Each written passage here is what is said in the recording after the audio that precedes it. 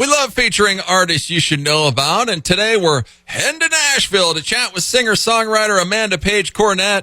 Amanda grew up in South Carolina. She graduated from the University of Florida, moved to Nashville, where she acted in various films, music videos, commercials. She's released an album called Front Porch Rebel back a couple years ago, and her band, Amanda Page Cornett and the Almost Angels, is getting ready to hit the road. We're stoked to have Amanda Page Cornett on the show. First, Amanda, thanks so much for coming on. Thank you so much for having me. Well, first off, happy birthday. Thank you. Man, not a bad way to start the day. Not a bad way. Any big plans for the day? A little bit of this, a little bit of that. So a little bit of music, a little bit of working out, trying to stay fit and trying to get my voice back. Yeah. She's suffering. She mowed her yard, and in Nashville, the pollen's been terrible this year. It has been extreme, and no more mowing. Yeah, no more mowing. I saw a picture on your Twitter, and wow, yeah, it's just everything's covered in green. I mean, what's going on? Yeah. That one storm that came through, for some reason, it hit my house and nothing else. But now everything else has gotten covered as well. For some reason, I got pollen bombs that day, but... Yeah, now it's attacking her. No more mowing the yard. Yeah, she said it's bad for her career. Right. That's right. Hazardous to my career. Yeah. No more. Hire the neighbor kid. Well, last year on your birthday, you won Southern Rock Band of the Year at the Mississippi Music Foundation Awards. That had to be kind of cool.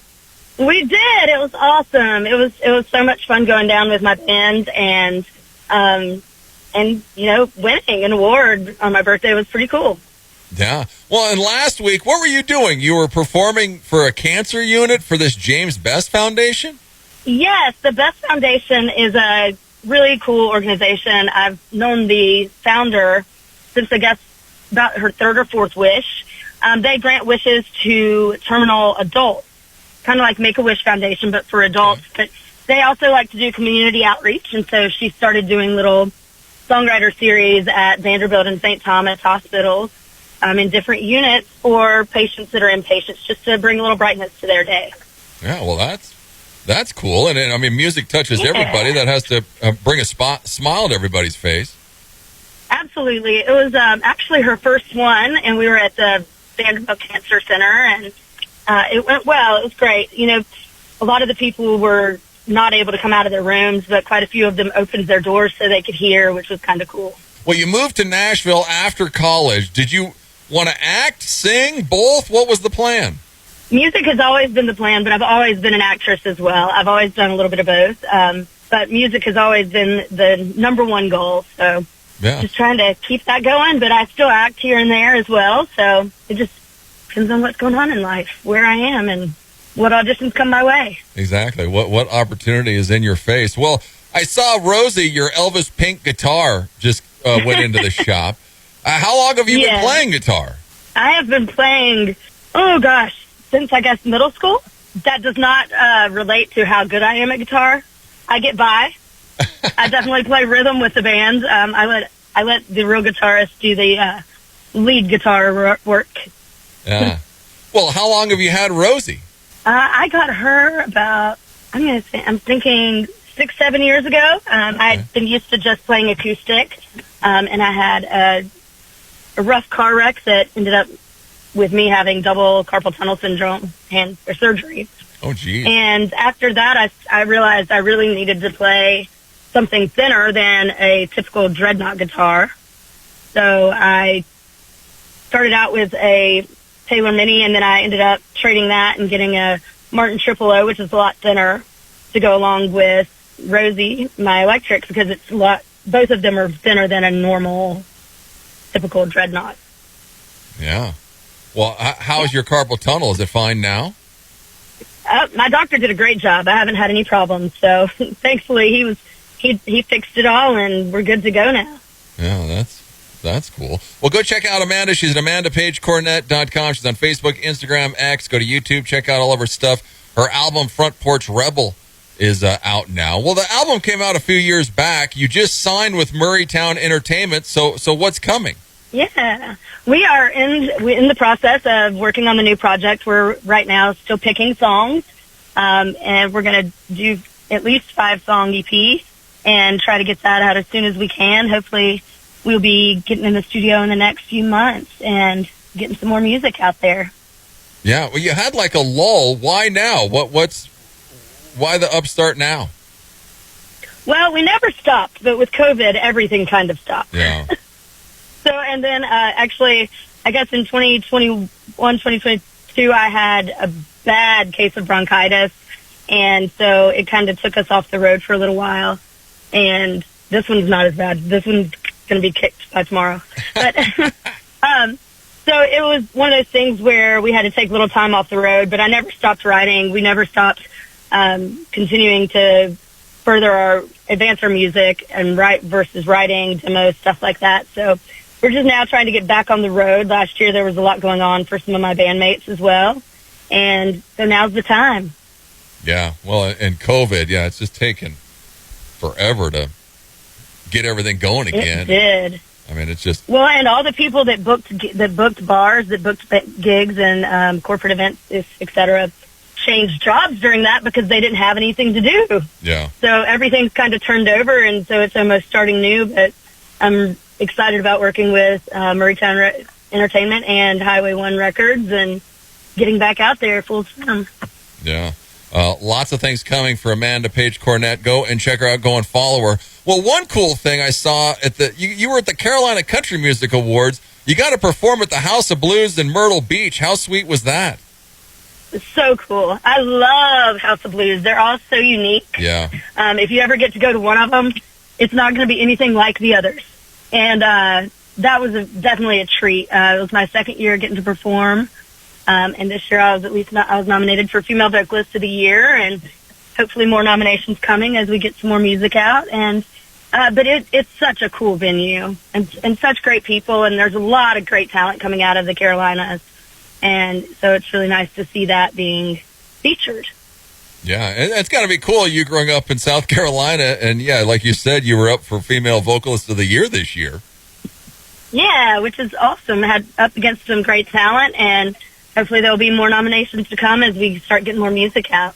Yeah, many more nominations coming for Amanda. Yeah. That's for sure. There is. I mean, we have had a ton of people from the Carolinas on the show. You wouldn't realize how much talent is down there. There is a lot. And it's been going on for a long time. Actually, my hometown is the second largest producer from a mid-sized city next to Lubbock, Texas, of musicians. Wow. That's crazy. Spartanburg, South Carolina. Yeah, you were there in Myrtle Beach. I mean, everywhere. It's blowing up. So that's cool. Well, your album, Front Porch Rebel, we played Morphine earlier. But tell us about Soldier's Girl, because you get a lot of publicity for this song. Yeah, Soldier's Girl was written, I wrote it with my buddy Robert Burgess, and I had seen a couple of news stories about soldiers, really young soldiers, coming out of Walter Reed and getting cussed at and flicked off and stuff like that, and it just really upset me. And then hearing stories of kids being bullied in school because their dad or their mom was in the military, and it just really hurt my soul. So we really wanted to write a song that's not pro-war at all. It's pro-soldier, and regardless of how any of us feel about going to war, it's a song about appreciating and loving those who are brave enough to go and serve so that we can speak out against whatever we want to in America. It's a great song. Do you like co-writing? Yeah, I do. Co-writing brings, before I moved to Nashville, I mostly wrote solo. I had done a little bit of co-writing, but co-writing brings outside ideas, and I might say some phrase and think it's going one way, and my co-writer might say, oh, but what if it went this way? And that can create a totally different sound, totally different song to make it more interesting, more unique. And so it's always great to have a collaborative situation where you can put more than one person together. And I'm much more of a lyricist than I am a melody person, so I like to write with really strong melody writers. It's working. So we complement each other.